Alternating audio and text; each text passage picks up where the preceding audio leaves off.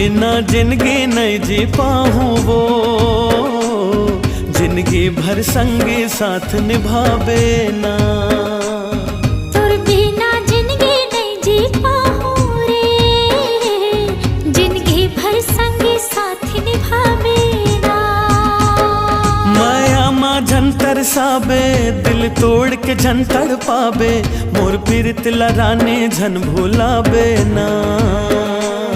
तै मोला झन रोवावे, तै मोर बर झन गुस्सावे, मोल छोड़ के राजा झन कहूँ जावे ना।